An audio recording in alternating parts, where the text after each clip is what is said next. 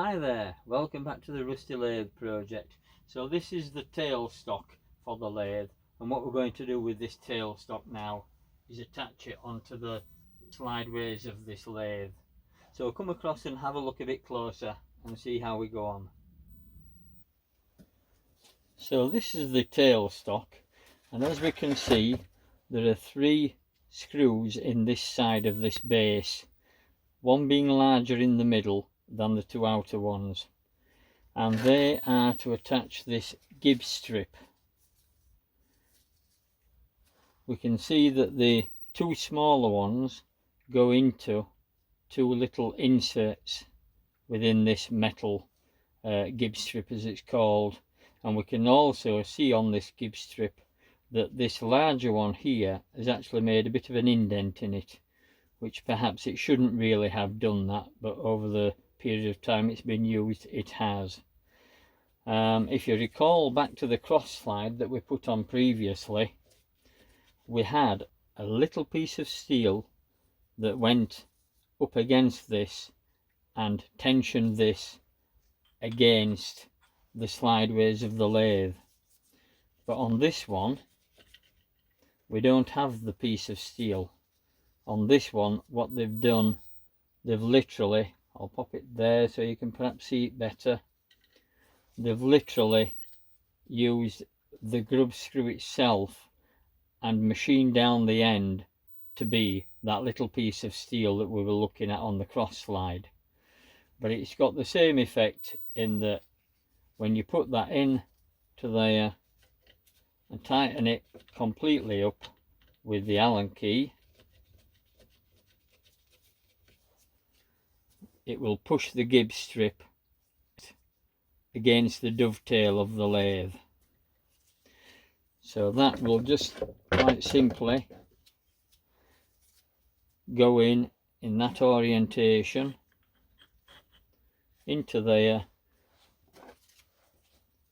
The screw would be tightened up with the Allen key and it would push the gib strip out against the dovetail arrangement that we can see there, thereby tensioning things up. So let's do that now. Last time when I did the cross slide, I put that in there and held it in place and offered it all on, but what you could do is slide the gib strip in later. So I'm going to use the Vector oil number 2 again to lubricate things up as I'm going along.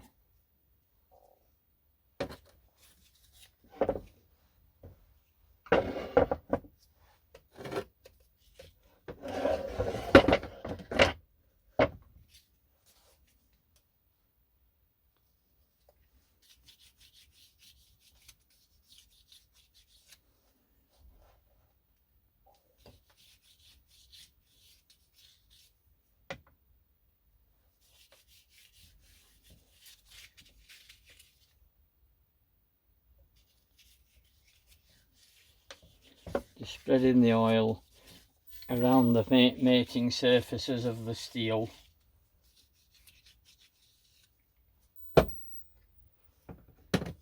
Then slide that handle round there so it's out of the way, so we've got access now for the tailstock to go on.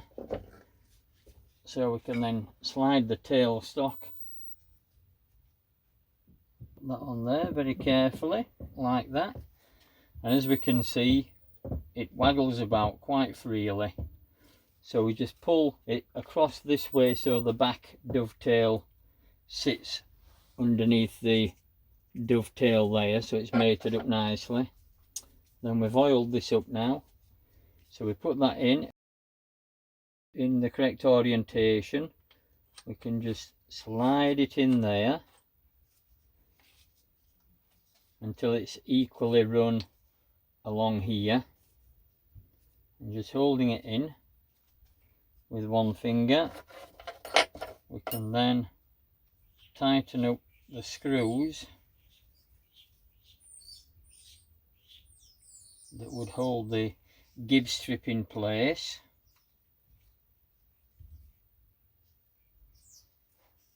One is in, I'll do this one now. So there we are.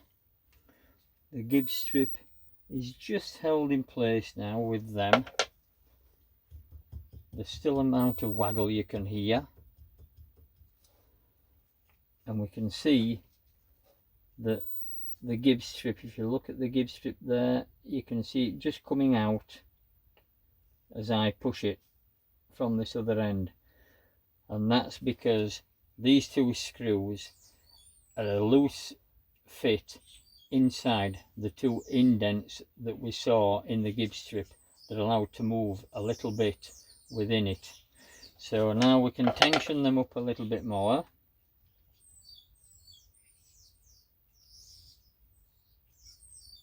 And that then is pushing the gib strip against the V of this dovetail. And the idea is to balance the tightness between this being wobbling and it being too tight to push. We need to be able to push it along like that without too much effort, but also we need it secure such that it's not going to be rocking. I can't detect any rock there, so I think that would be about right, but I can push it quite nicely because it's sliding on the oils, etc.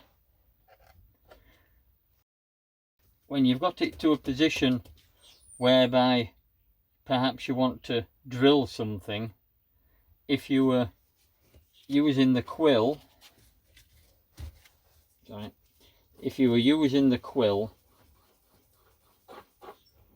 to push a drill chuck with a drill in it into the work, as you tried to push the drill in, this would simply slide away like that with the force of the drill.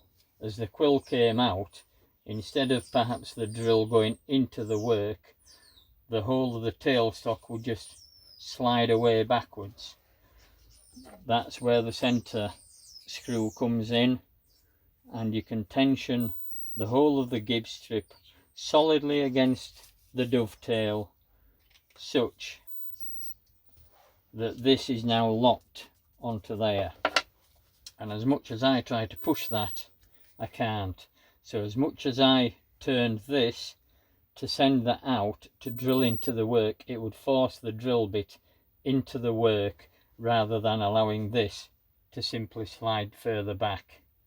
And of course, having a measurement scale on here would be no good at all if at the end of the day the drill went part way in and this slid part way back. You wouldn't have a clue what was happening, and you should have by this measurement scale on this hand wheel here.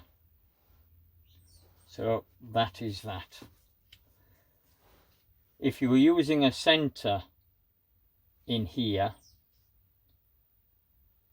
to support a piece of work that might be running along there, what you would want to do then, you would want to run this part way out so that it tensioned up the job nicely, but not too tight. Obviously it might be a revolving center or it could be a fixed center that you might put in there, but whichever it is, once you've got that to the correct tension, you would then lock that off so that this wouldn't move back now, because this is locked with that, and this wouldn't slide back because it's locked with that. So now you know that your work would be securely supported between here and the chuck at the main end of the lathe. So that's the principle of what we've got here. We can lock what they call the quill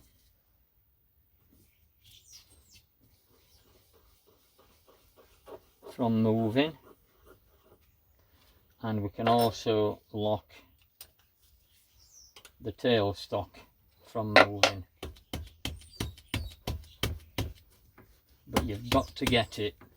You don't want to be struggling like that. You've got to get it so that it's just nicely sliding backwards and forwards like that.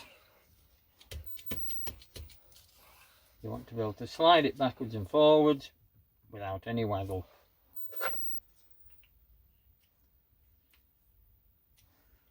So on a machine like these, maybe these things want checking quite regular. that they are just at the right tension.